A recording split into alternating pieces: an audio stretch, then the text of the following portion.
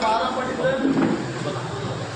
तसेच काँग्रेसचे पनवेल महानगरपालिका जिल्हा प्रमुख आदरणीय सुदामजी पाटील सर, ज्येष्ठ पत्रकार आणि शेतकरी कामगार पक्षाचे चिटणीस आदरणीय माधव पाटील सर, आपल्या सगळ्यांना माहिती असलेले आपल्या परिचयाचे सुनील दादा, उपस्थित सर्व पत्रकार, आज ही जी काही बैठक लावलेली आहे त्या बैठकीचं मूळ स्वरूप जे पनवेल विधानसभा आता होऊ घालणार आहे 188 पनवेल विधानसभेमध्ये ही मागची कित्येक 3 टर्म जवळजवळ अशाच प्रकारे बोगस मतांवरती या इथे विजय प्राप्त केला गेला आहे। मागे देखील अशा प्रकारचा पाठपुरावा आमदार बाळाराम पाटील साहेबांच्या माध्यमातून बऱ्याचदा इलेक्शन कमिशन असेल, प्रांत असतील, तहसील असतील यांच्याकडे करण्यात आला होता। त्यातनं फार काही निष्पन्न झालं नाही, पण यावेळी सातत्याने मागील 6 महिन्यापासून यादी पब्लिकची पहिली यादी पब्लिक झाली 30 ऑगस्टच्या आधीची, आणि 30 ऑगस्टला नंतरची दुसरी यादी जी आता फायनल यादी म्हणून समाविष्ट झाली। या सगळ्या याद्यांचा अभ्यास करत असताना केवळ पनवेल नाही, आजूबाजूच्या ज्या परिसरातले आपले मतदारसंघ आहेत त्याच्यामध्ये आमदारांनी व्यवस्थित सर्वे करून व्यवस्थित त्या याद्या घेऊन अभ्यास केला आहे। त्याच्यामध्ये असलेली दुबार नावं, पनवेलमध्ये असलेली दुबार नावं, चुकीच्या पद्धतीने मतदार यादीत नोंदवली गेलेली नावं, मयत असलेल्या लोकांची नावं आधी मतदार यादीत आहेत ते कट केली गेली नाही, अशा अनेक समस्या या मतदार यादीत आहेत। हरकती सूचनेची जी तारीख होती त्याच्या आधी देखील तशा प्रकारच्या हरकती घेतल्या होत्या। साहेबांनी तशा प्रकारचं बैठक घेऊन तोंडी बोलणं देखील प्रांत आणि तहसीलदारांची केलं होतं।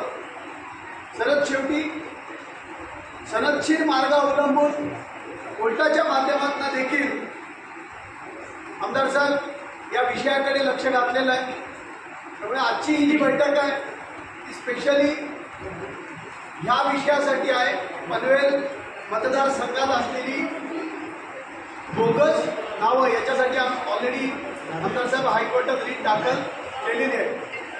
हा या विषयाचा आशय असेल, आणि मग नंतर त्याच्या बाबतीत आता आमदार बाळाराम तदुपर आपल्याकडे काही प्रश्न असतील, मग ती पनवेल विधानसभा संबंधित असतील किंवा इतर असतील ते आपण मोकळ्या 188 पनवेल विधानसभा मतदारसंघाची जी अंतिम यादी प्रसिद्ध झालेली आहे त्या यादीमध्ये अतिशय मोठ्या प्रमाणावर संशयास्पद दुबार बोगस मतं नोंदली गेलेली आहेत, आणि त्या संदर्भात सातत्यानं पुनर्निरीक्षण प्रक्रिया चालू असताना तत्कालीन तहसीलदार यांच्याशी आम्ही मंडळी संपर्कात होतो। रितसर तक्रारी या संदर्भात आम्ही दाखल केल्या, त्यानंतरही याच्यामध्ये फार काही होईल अशी शक्यता न दिसल्यामुळे या ठिकाणी मी मुंबई उच्च न्यायालयातील सिनियर काउन्सिल CG गावणेकर साहेब यांच्या माध्यमातून त्या ठिकाणी रिट पिटिशन दाखल केलेलं आहे। ज्या रिट पिटिशनमध्ये आपण ज्या काही मुद्दे घेतलेले आहेत त्या मुद्द्यांच्या संदर्भात आपल्याला कल्पना द्यावी आणि आपल्या माध्यमातून ह्या मुद्द्यांना प्रसिद्धी द्यावी अशी विनंती करायला आपल्याला आम्ही मंडळींनी बोलावलं आहे। आपण आजच्या या पनवेल विधानसभा मतदारसंघाच्या यादीमध्ये आज मितीला जो अभ्यास आम्ही मंडळींनी केलेला आहे त्यानुसार 85,211 मतं ही दुबार नोंदणीची आहेत, ज्याच्यातली 25,855 मतं ही 188 पनवेल मतदारसंघातच मतदारांची 2-2 वेळेला नोंदलेली आहे। हा प्रकार इतक्या मोठ्या प्रमाणावर आहे की ह्या काही टेक्निकल एरर्स आहेत किंवा चुका आहेत अशातला प्रकार होऊ शकत नाही। तर बोगस मतदान करण्याच्या हेतूनच ही नावं एकाच मतदारसंघामध्ये 2-2 वेळेला नोंदवलेली आहेत। एखादा मतदार सुदाम पाटील आहेत, प्रभाग क्रमांक 1 मध्येही त्यांचं नाव आहे आणि प्रभाग क्रमांक 195 मध्येही त्यांचं नाव आहे। अशा पद्धतीनं त्यांचं जे ID आहे त्या ID सेम आहे, त्यांचा फोटो मॅच होतोय, तरी जर एका रोलमध्ये पुनर्निरीक्षणाच्या प्रक्रियेमध्ये अधिकाऱ्यांच्या कर्मचाऱ्यांच्या लक्षात येत नसेल तर निश्चितपणानं कुठेतरी याच्यामध्ये गडबड गोंधळ आहे। बोगस मतदान करण्याच्या हिशोबानं हे षडयंत्र केलेलं आहे याची खात्री होते। याच्या पाठी ज्या निवडणुका झाल्या त्या प्रत्येक निवडणुकीमध्ये या तंत्राचा वापर या ठिकाणच्या भाजपा आमदार प्रशांत ठाकूर आणि त्यांच्या सहकार्याने केलेला आहे। खिरणे ग्रामपंचायतीची निवडणूक असेल, कधीही ग्रामपंचायत शेतकरी कामगार पक्षाच्या हातातून गेली नव्हती, पण शेवटी बोगस मतदानाच्या नोंदीनं ही ग्रामपंचायत ताब्यात घेण्यात भाजपला यश आलं। 1026 बोगस नावं त्या ठिकाणी नोंदली गेलेली होती आणि त्याच मतानं त्या ठिकाणी त्यांना विजय मिळाला। ही मतं साधारण 16-17 पासून म्हणजे महानगरपालिकेच्या निवडणुकीच्या दरम्यान किंवा त्याच्या थोडीशी आगेमागे नोंदवलेली आहेत। सातत्यानं त्याच्यामध्ये वृद्धी होते आणि आज हा आकडा 1 लाखापर्यंत पोहोचायला आलेला आहे। मध्ये दुबार असलेली मतं 25,855, 188 पनवेल आणि 190 उरण ह्या मतदारसंघामध्ये दुबार नोंद असलेली 27,275 मतं जी पनवेलमध्येही आहेत, जी उरणातही आहेत, 188 पनवेल आणि 150 ऐरोली ही ठाणे जिल्ह्यातला मतदारसंघ आहे।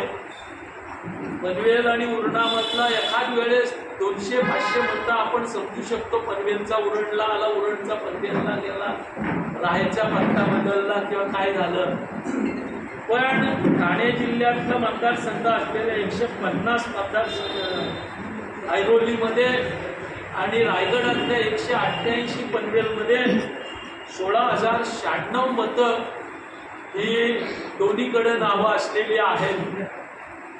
151 बेलापूर आणि 188 पनवेल या दोनही मतदारसंघामध्ये नावं असलेले 15,397 मतदार आहेत, ज्यांचे फोटो मॅच होत आहेत, ज्यांचे ID मॅच होत आहेत, फक्त कपडे बदललेले आहेत किंवा अगदी जुजबी बदल करून ही नावं नोंदलेली आहेत। अशा पद्धतीनं ही मतं आहेत। पनवेल मतदारसंघामध्ये 999 कोडचा वापर करत तब्बल 588 मतदार नोंदलेले आहेत, ज्यांची नावंही पूर्ण लिहिलेली नाही आहेत, फक्त कुठेतरी अनिल कुमार, ज्ञानेश्वर, गोविंद अशी नावं आहेत। त्याच्या वडिलांचं नाव नाही आहे, आडनाव नाही आहे, त्यांचा जो ID आहे त्याचा पत्ता नाही आहे। अशी 588 मतं या ठिकाणी नोंद केलेली आहेत। अशी एकूण 85,211 मतं आहेत। या मतांच्या बाबतीत शेतकरी कामगार पक्षाच्या कार्यकर्त्यांनी प्रक्रिया चालू असताना पुनर्निरीक्षणाच्या हरकती घेतलेल्या आहेत। अशी खारघरमध्ये 126 मयत आणि 1,100 स्थलांतरित मतांवर हरकत घेतलेली आहे। ती मतं जाग्यावरच आहेत। दादा या मध्ये 9 मयत आणि 100 स्थलांतरित मतांना हरकत घेतलेली आहे. तीही मतं जाग्यावरच आहेत. कळंबोलीमध्ये 300 मयत आणि 4000 स्थलांतरित मतं आहेत. या ठिकाणी शिवसेनेचे जिल्हा संपर्क प्रमुख बबनदादांचा आगमन असे आहेत. विचुंब्यामध्ये 60 मयत आणि 1980 स्थलांतरित मतं त्या ठिकाणी नोंदवलेली आहेत. बिगरमध्ये 30 मयत आणि 13 स्थलांतरित मतं नोंदवलेली आहेत आणि 400 मतं स्थलांतरित नोंदवलेली आहेत. नावड्यामध्ये 50 मयत आणि 19 स्थलांतरित मतं आहेत. या साऱ्या मतांच्या हरकती आमच्या कार्यकर्त्यांनी त्या वेळेला घेतलेल्या आहेत. कामोठेमध्ये 102 मयत आणि 2400 स्थलांतरित मतांची नोंद आहे.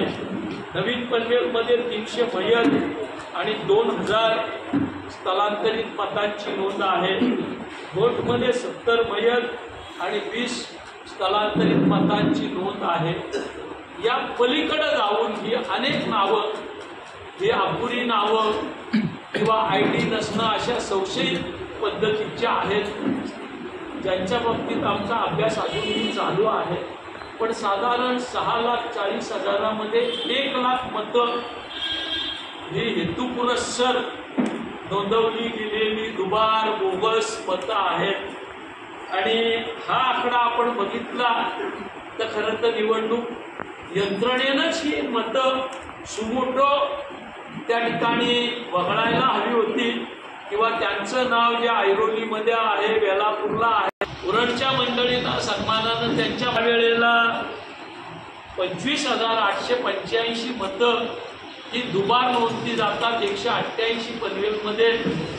त्यावेळेला ते जर निवडणूक यंत्रणेच्या लक्षात येत नसेल तर कुठेतरी डोळे झाक या प्रकाराकडे करण्याचा प्रयत्न यंत्रणेकडून झालेला असावा अशी दाट शक्यता किंवा ठाम विश्वास या ठिकाणी आम्हाला निर्माण होतोय.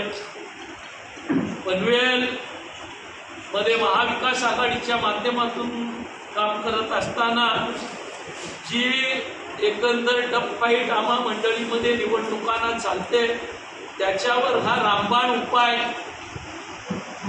भाजपच्या मंडळींनी शोधलेला आहे. हेरण्याचा उल्लेख मगाशी मी केला. त्या ठिकाणी तर गावठी बसून की बाबा या मंडळींना कुणीही मताला आणायचं नाही, मतदान करू द्यायचं नाही, अशा पद्धतीचा गावकीचा निर्णय झालेला होता. मी त्या ठिकाणी माझ्या सरपंचाला सांगितलं की हे लोक तुम्हाला चिते बनवतील, कारण हे मतदार आले तर पोलीस यंत्रणा त्यांना अटकाव करू शकत नाही, त्यांना मतदान करायला परवानगी द्यावी लागेल. काही आपण वेगळं करायचा प्रयत्न केला तर संरक्षण पोलिसांना द्यावं लागेल. पण आमची मंडळी अति आत्मविश्वासानं त्यांच्यावर विसंबून राहिली आणि मतदानाच्या दिवशी त्या ठिकाणच्या भाजपच्या मंडळींनी या साऱ्या बोगस मतदारांना, जी खारघरची आहेत, कामोठ्याची आहेत, काही तळोच्या पेजमधले आहेत, यांना मताला आणलं आणि ती ग्रामपंचायत काबीज केली. तर ही जी मोडस ऑपरेंडी आहे, कालच या ठिकाणी देशाच्या गृहमंत्र्यांनी भाजपच्या पदाधिकाऱ्यांना आवाहन केलं. खरं तर देशाचा गृहमंत्री अशा पद्धतीचं आवाहन करतात हे अतिशय दुर्दैवी आहे. आणि आज राष्ट्रपिता महात्मा गांधींची जयंती आहे आणि काल गृहमंत्री मुंबईमध्ये येऊन ते आवाहन करतात, हे आणखी दुर्दैवी आहे. साम दाम दंडभेद साऱ्यांचा वापर करा आणि यश मिळवा, हे त्यांचे मीडियामध्ये, तुमच्याच लाईव्ह मीडिया असेल, भविष्यातला हा धोका ओळखून न्यायालयाच्या माध्यमातून हे संकट दूर करावं म्हणून मी मुंबई उच्च न्यायालयात 28,080 या अन्वये दाखल केलेलं आहे. आणि ही नावं या मतदार यादीचं निष्पक्ष पुनर्निरीक्षण व्हावं या उद्देशानं आम्ही हायकोर्टात गेलोय. हायकोर्टामध्ये आम्हाला निश्चितपणानं न्याय मिळेल, कारण आज महाराष्ट्राचं प्रशासन मग ते कुठलंही असो, महसुली असो, पोलीस प्रशासन असो किंवा अगदी कुठलंही असो, हे प्रशासन म्हणून किती चालतं आणि महायुतीचे आदेश किती फॉलो करतं याच्या बाबतीत निश्चितपणानं आपण विचार करावा अशी परिस्थिती आहे। आणि एक आशेचा किरण हायकोर्टाच्या माध्यमातून या ठिकाणी आम्हाला दिसतोय, त्या ठिकाणी आम्ही जाण्याचा निर्णय घेतलाय। आम्ही रिट पिटिशन दाखल केलंय, बहुधा पुढच्या आठवड्यात ते चालेल आणि आम्हाला न्याय मिळेल असा विश्वास मला आहे। आम्ही मंडळी अतिशय बारकाईने या वेळेला मतदानाच्या यादीपासून सगळ्याच गोष्टींचा अभ्यास करतोय, कारण सातत्यानं यांचं जे यश आहे ते कुठेतरी अशाच गैरमार्गाने मिळवलेलं आहे, याचे अनेक पुरावे या ठिकाणी समोर येत आहेत। आपल्या रिसेंटली जी कोकण पदवीधर मतदारसंघाची निवडणूक झाली त्यावेळेस सिकेटीमध्ये मतदान केंद्र घेऊ नये अशा पद्धतीची हरकत आम्ही पनवेलच्या तहसीलदारांकडे त्या ठिकाणी मांडलेली होती, पण त्यांनी सांगितलं की या स्टेजला निवडणुकीने आम्हाला मतदान केंद्र बदलता येणार नाही। आमची शंका दुसऱ्या दिवशी मतदानाच्या सकाळी तंतोतंत खरी झाली। त्या मतदान केंद्रामध्ये आपण बघाल की अनुक्रमाने यांचं बोगस मत कोणीतरी टाकून गेलं आणि मग आम्ही ऑब्जेक्शन घेतल्यानंतर त्यांचं टेंडर वोट घेतलं गेलं, पण टेंडर वोट हे मोजलं जात नाही, त्याचा व्यावहारिक काही उपयोग होत नाही। दुसरं मत मुख्यमंत्र्यांपासून साऱ्यांशी जवळीक आहे याचा निश्चितपणानं दबाव महसूल प्रशासन किंवा इलेक्शन यंत्रणा आणि पोलिसांवर पडतो आणि त्या ठिकाणी या गोष्टी होत आहेत। कारण आम्ही ज्या वेळेस मागणी केली त्यावेळेस निदान अशा पद्धतीचं मतदार यादीमध्ये त्या ठिकाणी फोटो होते, फोटो असतानाही बोगस मतदान होतं, याचा अर्थ निवडणूक यंत्रणेतले कर्मचारी त्यांना मदत करतायत किंवा कामामध्ये बेफिकिरी करतायत हा स्पष्ट होतोय।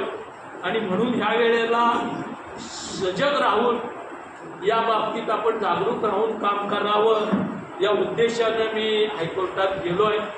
ॲडव्होकेट CG गावणेकर हे अतिशय नामवंत वकील आहेत, निश्चित मला विश्वास आहे की आमच्या प्रयत्नाला यश मिळेल आणि जी अभद्र युती या ठिकाणी सत्ताधारी आणि प्रशासनाची झालेली आहे त्याला कुठेतरी चेक लावण्याच्या दृष्टीनं आम्हाला यश येईल हा विश्वास या ठिकाणी मला व्यक्त करावा असा वाटतोय।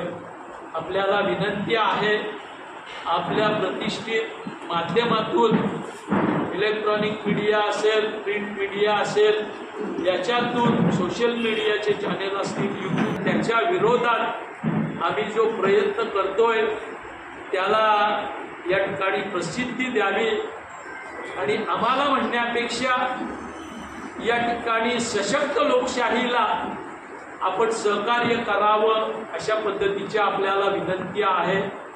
आज आपण बघितलं तर पनवेलमध्ये निवडणुकीच्या दरम्यान या ठिकाणी दमनशाहीचा वापर केला जातो।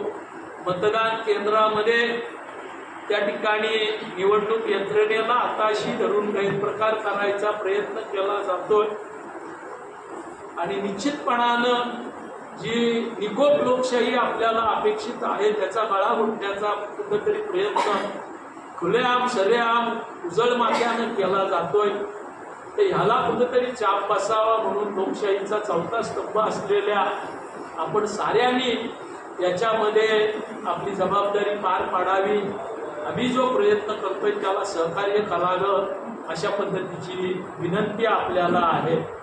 गावागावासहित या ठिकाणी आम्ही मंडळींनी पदवीधरच्या निवडणुकीमध्ये झालेले ओळी दिलेले आहेत। या गोष्टी निश्चितपणानं आज आपण साऱ्यांनी मिळून केल्या ते 100% होईल की नाही माहिती नाही, पण निश्चितपणानं आपण सारेजण हात मिळवून सजग नागरिक, लोकशाहीचा चौथा स्तंभ विरोधक म्हणून आम्ही या ठिकाणी जर व्यवस्थितरित्या काम केलं तर ह्याला आपण लगाम लावू शकू आणि लोकशाहीची सरेआम होणारी हत्या रोखण्याच्या दृष्टीनं आपल्याला यश येईल असा विश्वास मला व्यक्त करावा असं वाटतंय.